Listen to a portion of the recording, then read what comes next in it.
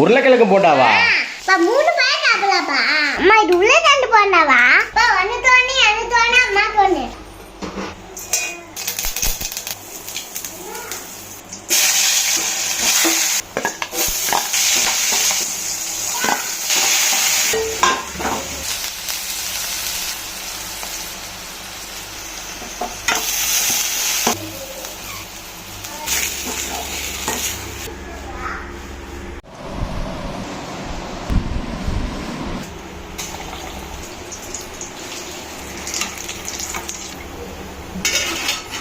உருளைக்கிழங்கு போண்டா